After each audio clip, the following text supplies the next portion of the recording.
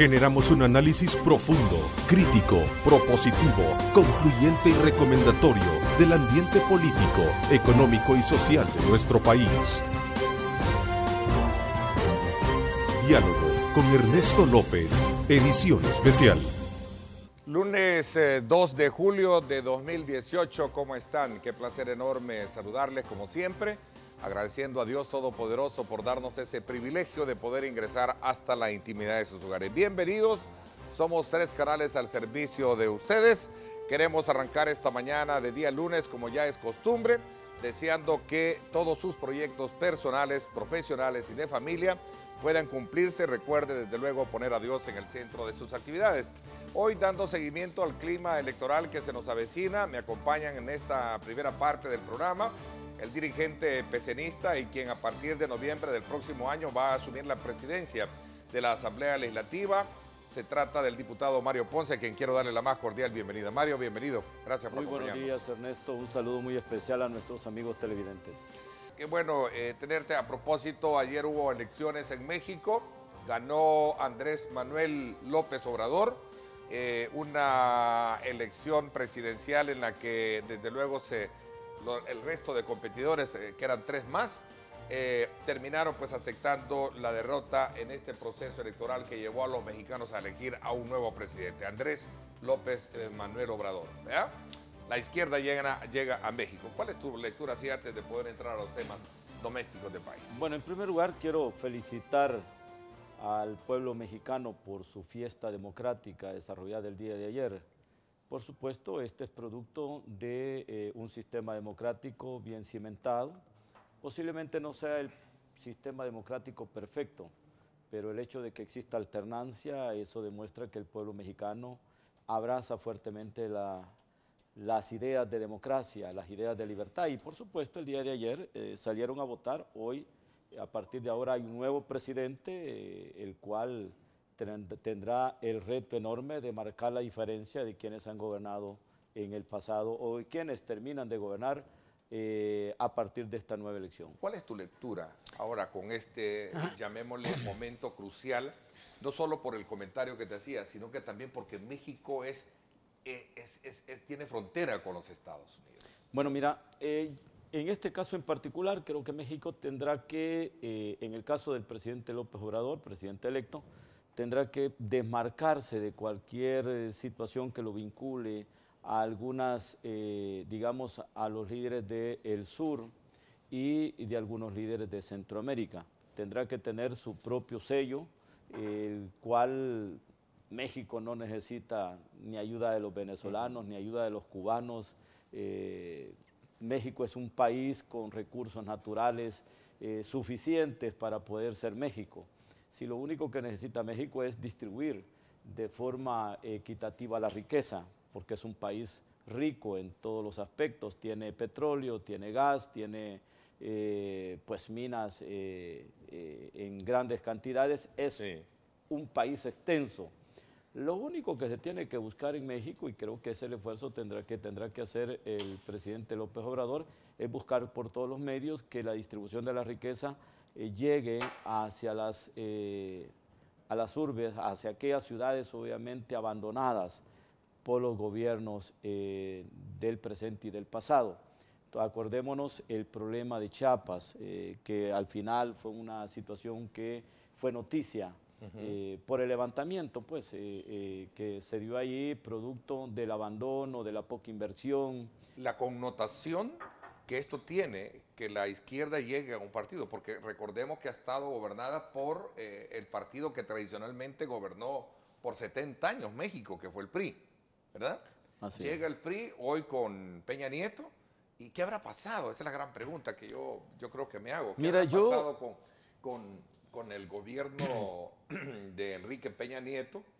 Y especialmente cuando digo qué ha pasado, no quiero ignorar todos los acontecimientos que han rodeado la figura del presidente, que ha sido de serios cuestionamientos en materia de corrupción, pero a partir de la hegemonía que este partido ha tenido a lo largo de muchos años, imagínate 70 años, cualquiera pudo haber pensado, bueno, ya el PRI llegó de nuevo para quedarse, pero no, ahora lo vence Andrés Manuel con esta coalición de partidos y de movimientos, y ahora asume el poder la izquierda. Es que quien rompió el sistema de el enraizamiento del PRI fue el PAN. El PAN. Acordémonos sí. que Vicente Fox llega y rompe ese sistema. Sí. A partir de allí, hoy por hoy, México va a tener alternancia y las terceras vías, las terceras fuerzas están tomando beligerancia en muchos países. Parece que allá donde ha existido, aunque en México no era el caso,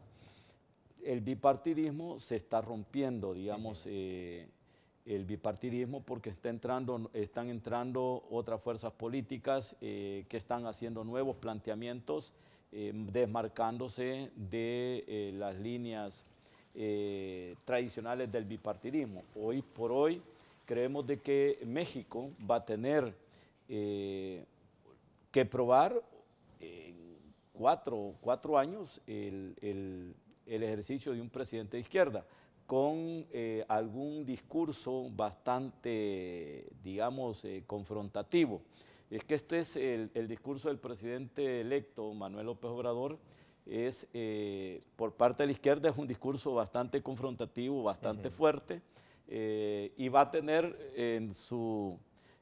a la par con quien tienen fronteras a otro presidente de la derecha, de ultraderecha, confrontativo. No sé cómo se va a manejar ese diálogo en materia de relaciones internacionales.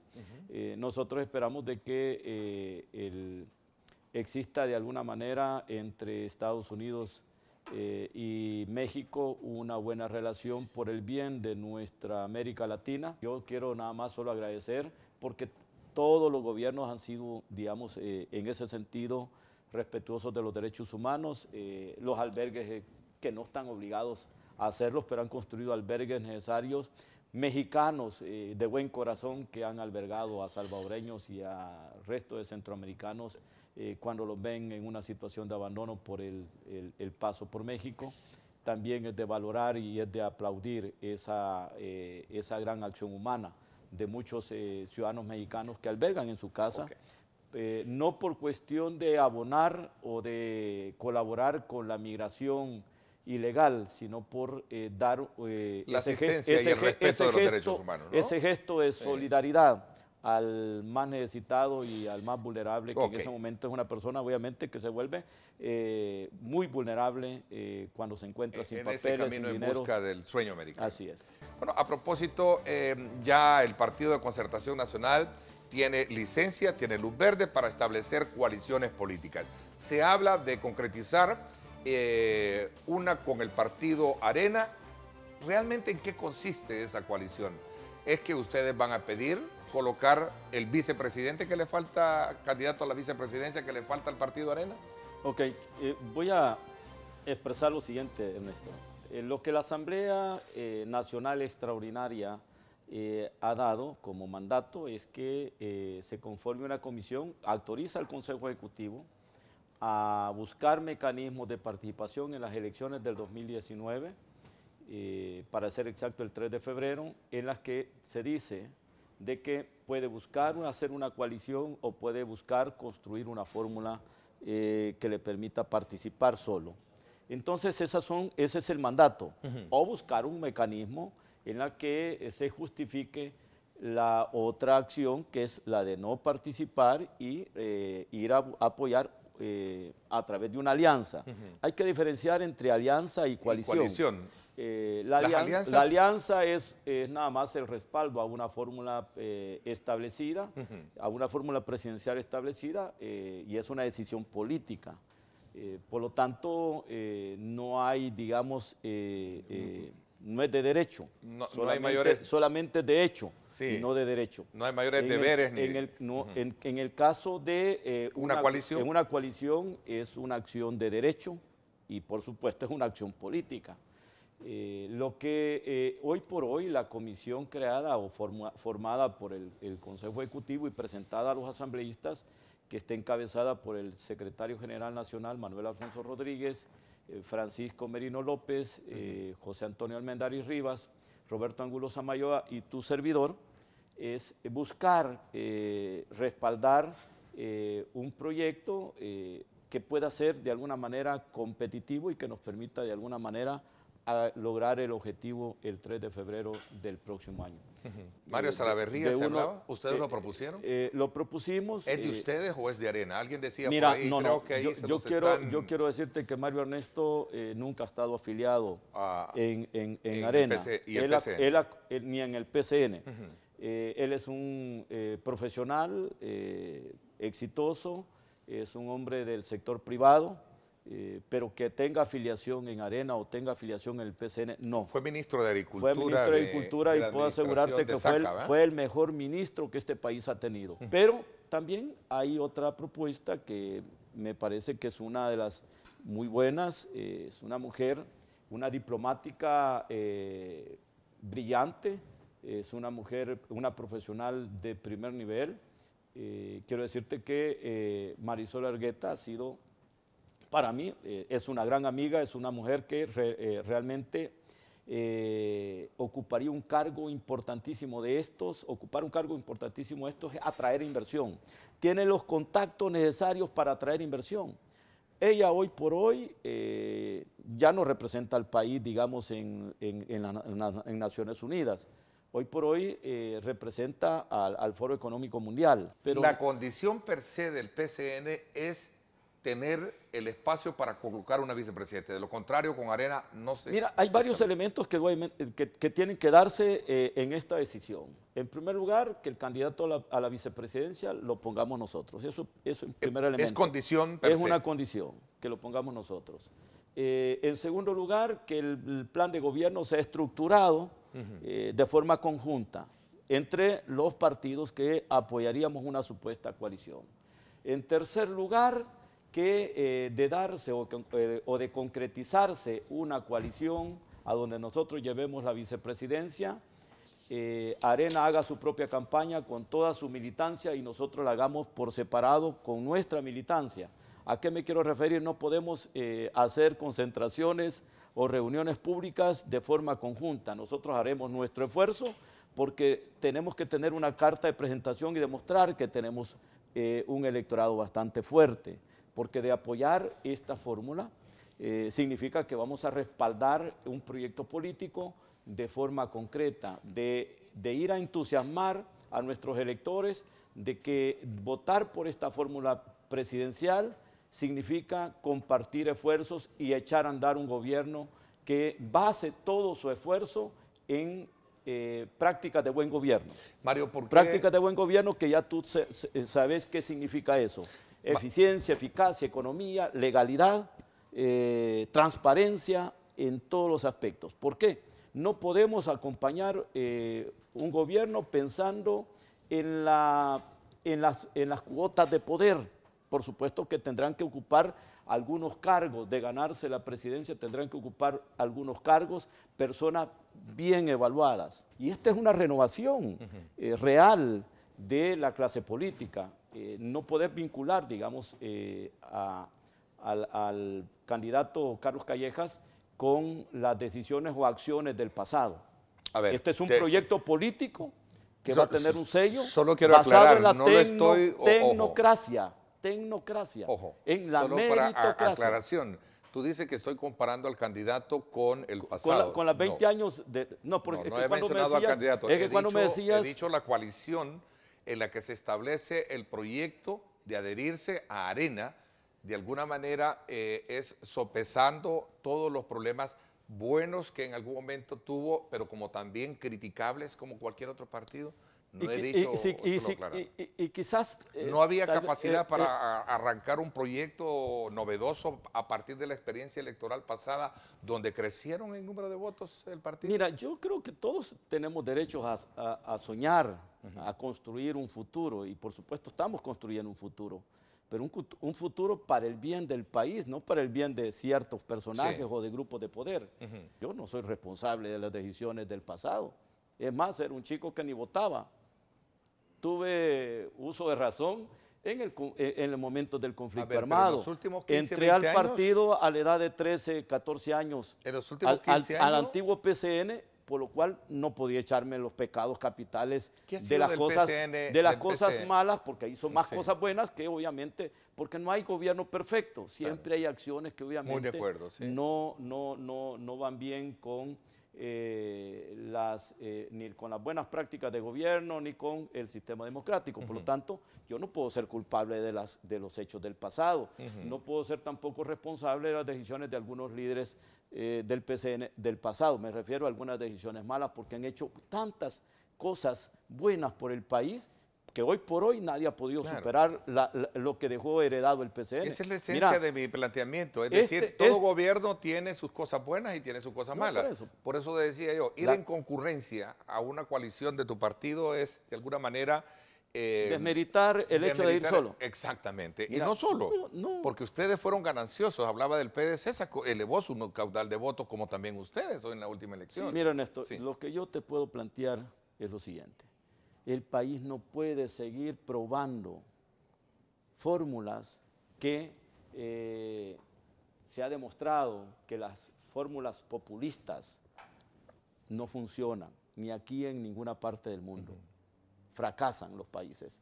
Y los fracasos terminan en desempleo, terminan en migraciones, donde la gente tiene que ser expulsada de sus países. Mirá las decisiones que obviamente se han tomado, a donde la población salió a construir o a votar por un proyecto político que hoy por hoy se arrepienten muchos. Veamos el caso de Venezuela, veamos otros países que obviamente han venido siendo gobernados por ese tipo de proyectos políticos populistas. No se puede seguir probando fórmulas que le generan incertidumbre a la población. Tenemos que ser, hoy por hoy, tenemos que ofrecerle a la población una fórmula que le permita resolver los problemas latentes. La gente está sufriendo producto de la inseguridad, está sufriendo por el desempleo, está sufriendo por la poca inversión en el área social, llámese educación, llámese salud, está sufriendo porque este país ya no hay oportunidades, hay una situación de incertidumbre, una situación gris que no podemos seguir pensando en fórmulas populistas. ¿A tu criterio, Nayib Bukele abandera una fórmula populista, ese tipo de bandera populista? Yo no quiero hacer calificativos de ningún tipo, yo solamente estoy diciendo de que se tiene que construir un proyecto político viable a donde la apuesta para el próximo quinquenio debe ser la inversión masiva. Este país es viable en la medida que abramos la puerta a la inversión en todos los aspectos. Un sector agropecuario productivo, pujante, un sector industrial productivo, pujante, que gane más nichos de mercado, que produzca más, que exporte más, que genere más empleo. ¿Qué piensas de la denuncia que hace Nayib Bukele respecto a su candidatura, a sus intenciones de postularse como candidato presidencial y los obstáculos que según él está recibiendo del sistema? Mira, yo le deseo que obviamente el exalcalde Nayib Bukele pueda participar. La competencia... ¿Tú eres de que se deje participar? No tiene que participar. Ahora, no es una decisión ni del PCN, ni de Arena, ni de la Democracia Cristiana, de nadie. Es una decisión es propia de él, y si hay un cuestionamiento a la participación, no es de la clase política. Entiendo que hay una situación eminentemente judicial en la que se está impugnando la participación de un partido que no sacó el umbral de los votos que le exigía la ley, ni en el 2004, ni tampoco en el 2015. Entonces, eso no es una situación que esté en manos de la clase política, está en manos de los jueces, y por lo tanto, la decisión de los jueces será respetada. Si al final la Sala de lo Constitucional decide hacérsela de los, digamos, la desentendida y no fallar en contra, pues bienvenida sea la competencia. Además, hay otros partidos con los cuales el candidato Nayib Bukele pueda participar, si no, no necesariamente tiene que ser el CD. Ahí está don Fito Salume con Democracia Salvadoreña, ahí está... ¿Gana?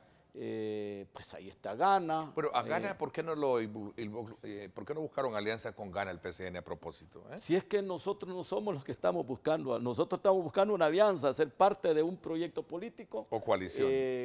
Con una coalición con un partido que ya definió su candidatura.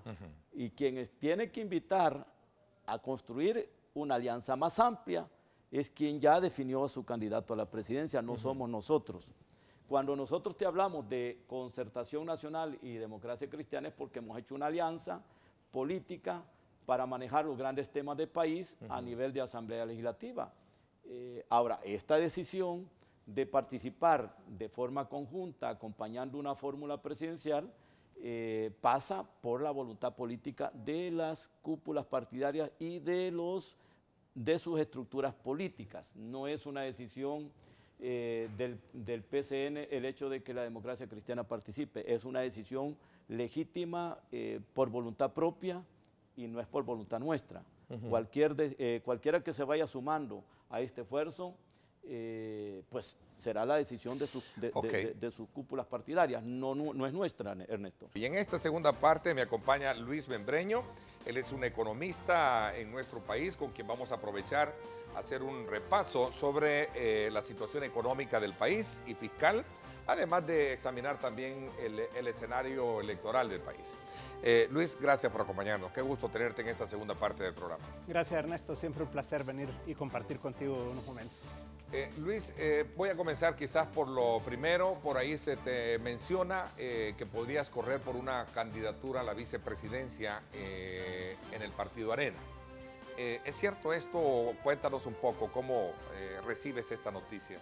Mira, yo he sentido que ha habido una división importante dentro de Arena a raíz de toda la contienda tan fuerte que hubo entre dos candidatos muy buenos, ¿verdad? Tanto Javier Simán como Carlos Calleja fueron candidatos que entusiasmaron bastante, cada quien a un grupo de personas, tanto dentro como fuera de Arena. Y esta división es una de las cosas que a mí me ha preocupado bastante, porque creo que lo que se necesita es una unificación por un lado, dentro del partido, pero por el otro también dentro del electorado. Muchísima gente que yo conozco que apoyaba a uno, otros que apoyaban al otro, y eso todavía está latente. Entonces, mi objetivo primero sería el tratar de lograr una unificación. Creo que se necesita un complemento para Carlos Calleja. Carlos Calleja tiene muchas cualidades, tiene muchas virtudes, es una persona fresca, es una persona con un carisma muy importante y creo que un complemento de una persona pues más experimentada es importante, que tenga un bagaje importante de conocimientos en todo lo que es el área económica, en el área de seguridad y en otras áreas, pues creo que es un complemento que podría venir a sumarle bastante. Cuando se trata de una fórmula presidencial debe de ser como una especie de un binomio lleno de no solo de sinergia, sino de que pensamientos claros y claves en todo este primero proceso de poder ganar las elecciones, ¿no? Mira, yo no he hablado con Carlos directamente sobre el tema, como te digo, se lo mencioné y yo he estado haciendo un sondeo. ¿Lo has hecho con el resto de partidos, Luis? He conversado también informalmente con algunos miembros de la dirigencia del PCN en particular, en la medida pues que el PCN es el que probablemente se coaligaría con Arena y que ellos serían los que, como lo decía Mario hace un momento, llevarían la candidatura a la vicepresidencia. Entonces sí, me acerqué la semana pasada y conversé con algunos dirigentes, ¿verdad?, del PCN y les mencioné mi interés. Sería, digamos, como una propuesta también que surja de otros partidos políticos, no directamente directamente del Partido Arena, entonces. Creo que, así como escuchábamos de Mario hace un momento, lo que ocurre es que todavía hay que definir cómo va a ser. Los términos, ¿verdad?, de esa coalición. Correcto. Que es una coalición, él planteaba muy bien la diferencia, en la que incurres en aspectos meramente legales, siempre políticos, pero en una alianza más política. Luis, bueno, si es así, ¿cuál es tu interés y por qué crees que serías un buen candidato a la vicepresidencia? Yo tengo mucho tiempo, tú sabes, de andar en estas lides, de tratar de hacer algo por el país Yo he sido un fiel creyente desde hace mucho tiempo que este país necesita un acuerdo de nación. Tú recuerdas que yo en el 2013 promoví entre todos los partidos políticos y los contendientes el acuerdo de nación. Entonces, yo creo que ha llegado el momento de salir de este lado y del confort, ¿verdad? En el que tiene un analista y pasar a aportar directamente, ¿verdad? Yo ya estoy un poco aburrido de venir criticando o proponiendo cosas y que todo quede en el tintero, ¿verdad? Y que ha llegado un momento ya, yo profesionalmente, ya también mi edad, ¿verdad? En el que uno dice, bueno, ya es hora, ¿verdad? De lanzarnos al ruedo y presentarnos, ¿verdad? Como una opción más. Hay otras personas que están contendiendo, pero creo que es el momento, Ernesto, de hacer un aporte al país. Hay muchas propuestas, hay mucho diagnóstico en El Salvador, pero ya es el momento de ponerlo en blanco y negro y poderlo poner en un plan específico para cada una de las carteras de Estado y poder traer al mejor equipo, a las mejores personas que puedan venir a ejecutar esto. Obviamente la parte económica se vuelve algo fundamental, tú lo decías hace un momento, el tema del empleo. Si aquí no se genera empleo, estamos perdidos. Y entonces es cómo hacemos para atraer inversión nacional y extranjera, cómo generamos confianza para que el país pueda generar ese empleo que requiere. Nayib Bukele, pues es un contendiente importante. Yo creo que nunca hay que menospreciar a ningún contendiente, sino si uno se puede equivocar, mejor equivocarse a creer que es mejor que lo que en realidad es. Pero yo lo que veo en cuanto a él es que las aguas se van asentando. O sea, creo que hubo mucha espuma durante algún tiempo, y ahora siento que la espuma está bajando y que está llegando como a su nivel, ¿verdad? Y la gente está comenzando a poder distinguir quién es Nayib Bukele, qué tiene él. ¿Es una persona nada más? ¿Es un grupo de personas cuestionadas las que están alrededor de él, las que van a gobernar con él? ¿Tiene un plan de gobierno? ¿Tiene un planteamiento ideológico? Yo no veo todo eso hasta este momento. Ahora veo una serie de acciones bastante populistas en su accionar, pero no veo una coherencia ni una consistencia en cuanto a un plan de trabajo, un plan de gobierno, una cantidad de personas profesionales capaces de poder sacar adelante al país. Al final, por más que tú tengas una persona que sea carismática, que tenga sus virtudes, en un gobierno eso, al final de cuentas, sin desmeritarlo, no cuenta. Pues creo que no hay que dejarnos llevar por ciertos shows, ¿verdad?, que se hacen, sino que hay que ir al fondo, hay que ir a entender qué hay detrás de una candidatura. Existe un plan de gobierno, existe un equipo de trabajo, son las mejores personas las que están en ese movimiento, tienen una coherencia, una consistencia ideológica, política, filosófica, ¿verdad? Y eso es lo que yo no veo. Y por el otro lado, en el frente, pues ya demostró durante 10 años que no lo tuvo, ¿verdad? Y por eso es que tenemos los resultados que hay. Entonces, creo... ¿No le das el beneficio de la duda todavía, no solo al partido, sino también a su candidato, que ha sido un canciller de alguna manera bien ponderado dentro del ejercicio de su relación laboral, como lo han expresado incluso gente de pensamiento de derecha, ¿no? Mira, lo que pasa es que el FMLN es el FMLN. Aquí no son candidaturas, míralo con Sánchez Serén. O sea, al final quien gobierna es el partido, es la comisión política. Esa es su estructura mental, esa es su estructura política y de gobierno. Ellos son un grupo de personas las que controlan el Ejecutivo y al final el presidente se convierte en una persona que firma lo que la comisión política le indica. Por ejemplo, tú ves las acciones que hizo el canciller a favor de Maduro y poniendo a El Salvador en un riesgo enorme y poniéndolo en una situación muy complicada cuando muchísimos de los salvadoreños no estábamos de acuerdo con Maduro.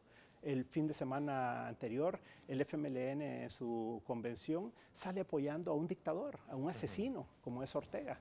¿Y cómo es que tú puedes pensar que vamos a continuar con un gobierno de ese corte cuando lo que apoya son modelos fracasados, apoya asesinos, dictadores y genocidas, pues? Como nosotros elegimos un nuevo presidente, independientemente entra un nuevo gobierno en febrero del otro año. Es decir, se elige, perdón, y entra en junio el nuevo. ¿Cómo recibirá el país en esa materia el nuevo gobierno? Mira, ¿se están generando las condiciones oportunas para que arranque o va a ir o va a comenzar de menos cero? Digo, menos cero, no de cero. puede recibirlo muy complicado o puede recibirlo con una mesa limpia. Esas son las dos opciones. Muy complicado si no se hace lo que acabamos de hablar, si no se refinancian las deudas, al menos las de 2019. Obviamente que lo que quisiéramos es resolver de un solo 2019-2024 y que se resuelva el problema de corto plazo de los 800 millones de letras del Tesoro. Eso podría darle mucha fluidez, digamos, al país y podría mejorar la calificación de riesgo, porque esto le daría la garantía a los inversionistas de que independientemente de quién sea el gobierno electo, El Salvador no va a volver a caer en un impago y esto nos llevaría a una mejora de calificación, lo cual nos beneficia a todos los salvadoreños, porque la tasa de interés no va a tender a subir por esa razón, sino solo por el incremento que se está dando a nivel internacional y por lo tanto eso sería un buen primer paso.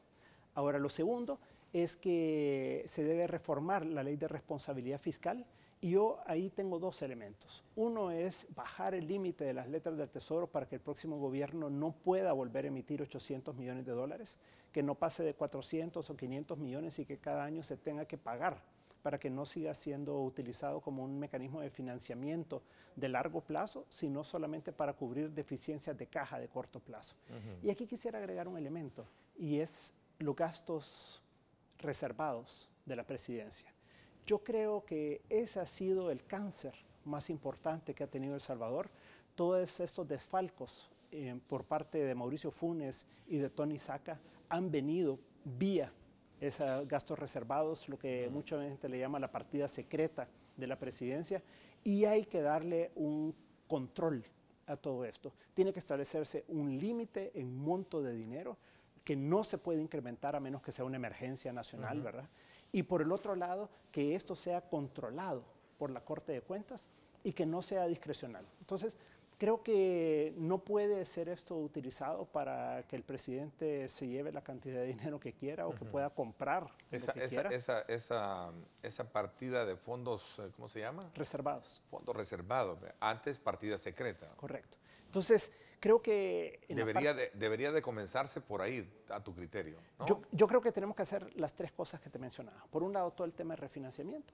Por el otro tema, el aspecto de la ley de responsabilidad fiscal que reduce todos los límites para poder actuar de parte del gobierno.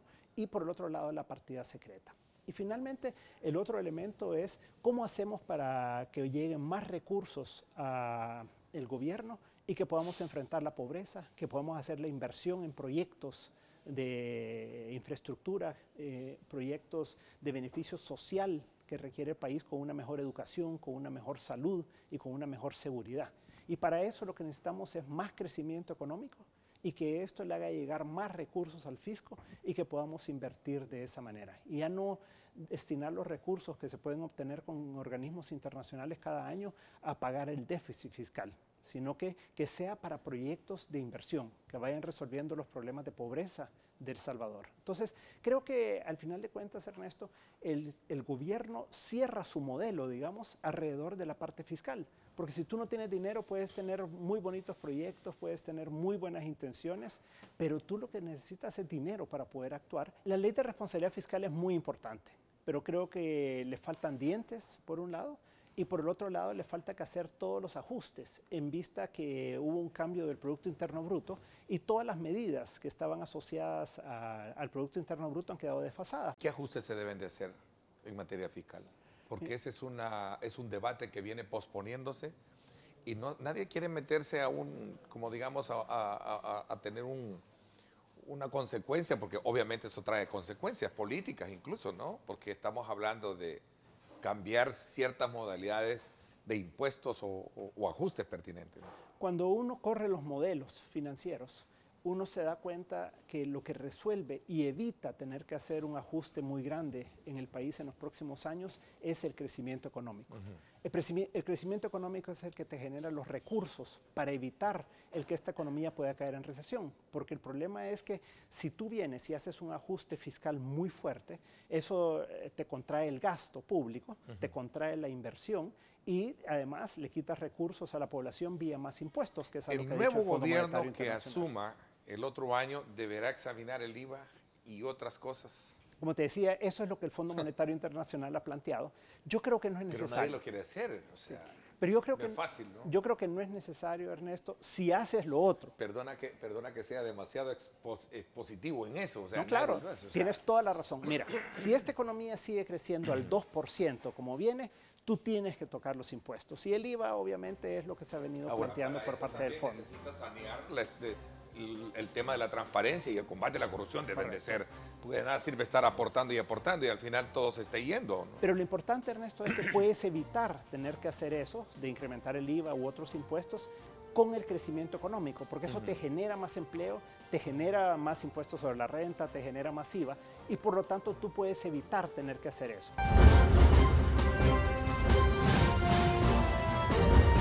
Diálogo con Ernesto López, edición especial.